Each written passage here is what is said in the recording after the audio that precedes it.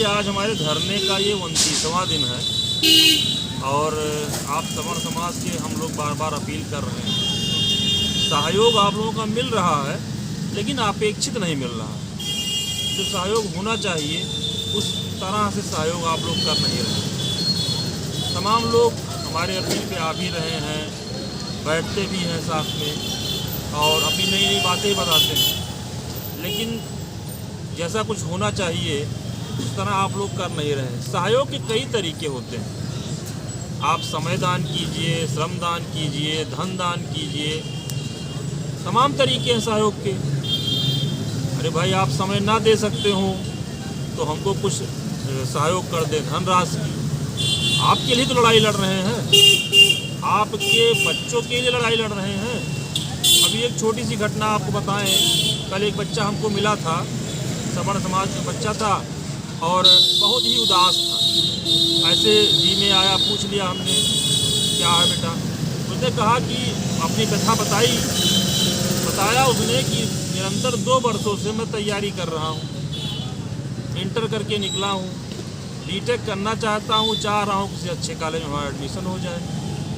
जो आज की व्यवस्था है जेई के माध्यम से जो एडमिशन होता है, उसने बताया कि हमारे बहुत मेहनत करने के बाद मात्र कुछ % से मेरा जेई एडवांस में एडमिशन नहीं हो पाया। और मेरे साथ ही कई मित्र हमारे ऐसे थे कि जो मुझसे कम अंक पा करके और उनका जेई एडवांस में NIT और IIT कॉलेज मिल गए। उसको अपना मेहनत करना उसने किया, उसकी बातों से लगा। उसने कहा भी कि मेहनत करने में हम पीछे नहीं थे, लेकिन हमें दुख इसी बात का है कि हम और वो सब साथ ही पढ़ते थे और आज वो NIT और IIT में एडमिशन मिल गया है और मैं नहीं पा सका, और इस बात का खेद मुझे जीवन भर रहेगा। तो आप भी ज़रा सोचिए कि अगर यही व्यवस्था बनी रही तो आपका भविष्य क्या होगा, आपके भविष्य का भविष्य क्या होगा, आपके बच्चों का भविष्य क्या होगा। अगर आपके घर में कोई ऐसा बच्चा है, प्रतियोगी छात्र है, तो उसके दिल से पूछिए कि आरक्षण की मार क्या होती है। जरा सा ध्यान दीजिए। हम आपके लिए ये धरना लेके बैठे हुए हैं, उसमें मेरा अकेला थोड़ा कोई कार्य है। अगर मैं जो आप सोच रहे हैं यही मैं सोच लूँ तो फिर तो दीपक जलाने वाला कोई रह ही नहीं जाएगा। अभी आप देखिए, आपके घर में अगर आप अपने बच्चे को डॉक्टर बनाना चाहते रहे होंगे तो किन किन परिस्थितियों में क्या क्या झेल करके आपने अपने बच्चों को पढ़ाया होगा। अच्छे पब्लिक स्कूल में पढ़ाया होगा, रात दिन जगे होंगे, आप अपनी ज़रूरतों को कम करके आपने बच्चों को पढ़ाया होगा। आवश्यकताओं को आपने पूरा नहीं किया होगा अपने बच्चों के लिए। लेकिन जब उन्होंने नीट में फॉर्म भरा और आपने सुना होगा कि नीट में भी रिजर्वेशन दे दिया गया, आप सोचो आपके दिल पे क्या गुजरी होगी और उस प्रतियोगी बच्चे पे क्या गुजरी होगी कि फॉर्म भरते ही वो फेल हो गया। आप जरा सा इस पे ध्यान नहीं दे पा रहे हो। दर्द आपको भी है, अंदर अंदर आप भी कुढ़ रहे हो, लेकिन हमारी अपील को आप ध्यान नहीं दे रहे हो। घर में ही बैठ के ऐसे कुढ़ते रहेंगे आप तो आपका कोई देखने वाला कुछ नहीं रहेगा। खुले मंच से आरक्षित लोग जो चाहते हैं वो बोलते हैं और अच्छे अच्छे पदों को पदासीन रहते हैं। आप जरा सा सहयोग करिए हमारा। अरे समय दीजिए, नहीं समय मिल पाता है, आर्थिक सहयोग कर दीजिए। अकाउंट नंबर अभी हम डालते हैं, खाता संख्या पड़ा हुआ है, कुछ हम नहीं ले रहे हैं। आप जो पैसा दीजिए आप कभी भी आके उसको वेरीफाई कर लीजिए। आप ही लोगों के लिए हम काम कर रहे हैं। समय, श्रम, पैसा हो सके तीनों दीजिए, ना हो सके 2 दीजिए, वो भी ना हो सके 1 दीजिए, लेकिन आप दीजिए ज़रूर। अगर आप सहयोग नहीं करेंगे तो कल को हम भी धीरे धीरे टूटने लगेंगे और फिर ये जो दीपक हमने जलाया है ये यहीं बुझ जाएगा और आप भी बाद में कहेंगे। हम देखते हैं कि हमारे वीडियो में कमेंट बहुत सारे आते हैं, ऐसा होना चाहिए, बहुत अच्छा कार्य कर रहे हैं, जय हो, विजय हो। लेकिन उससे क्या चलेगा भाई, कमेंट करने थोड़ा कुछ चल जाएगा। मेरे लिए नहीं, आप अपने भविष्य के लिए एक दिन आ जाइए, सहयोग कीजिए।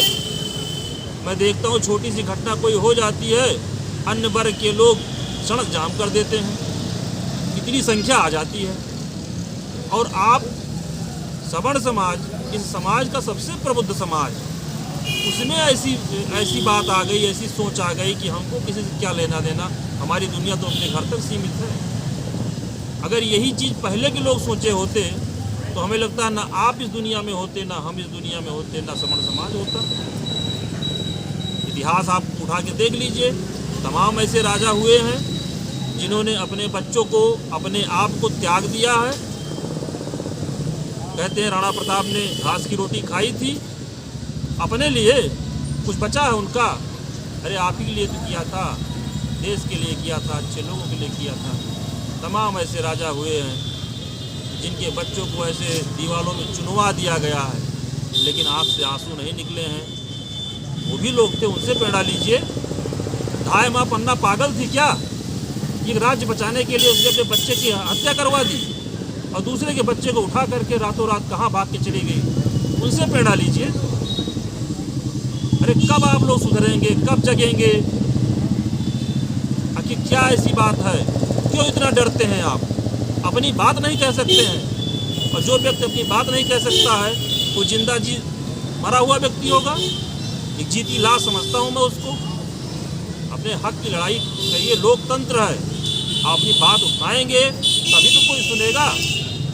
परिणाम रहा है कि हम आप सब लोग चुप रहे हैं, तो हमारे द्वारा भेजे ही गए सांसद लोग संसद में हमारे ही खिलाफ SC/ST बिल, आरक्षण और नीट में रिजर्वेशन, ये दोनों देन हुई हमारे आपके चुप रहने से। जानते हैं ना कि आप में बोलने की हिम्मत नहीं है, आप बोल नहीं पाओगे, आप पूछ नहीं पाओगे। हम वोट लेने जाएंगे, आप फिर हमको वोट कर दोगे।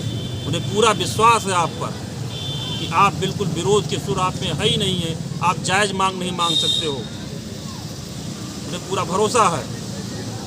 आपसे अपील है, एक बार फिर से अपील है कि जो सहयोग हमको मिल रहा है ये अपेक्षित नहीं है, इससे अधिक सहयोग की हमें आवश्यकता है। अगर ऐसा नहीं कर पाएंगे तो फिर आप जान लीजिए कि आप जहां हैं वहां भी नहीं रहेंगे। अभी आपको अंदाज़ा नहीं है, आपके पीछे वो साजिश चल रही है कि जब आपको पता चलेगा तो ज़मीन खिसक चुकी होगी। ऐसे संगठन बने हुए हैं जो निरंतर आपके खिलाफ आग उगलते हैं और आप अपने में मस्त हैं, आपको कुछ पता ही नहीं है। स्थितियाँ बहुत भयावह होने वाली हैं और आपसे विनम्र अनुरोध है कि आप सब इस आरक्षण और SC/ST का जो धरना चल रहा है इसमें सहयोग करें और अपनी बातों को बुलंद करें और अपने आप को सुरक्षित करें।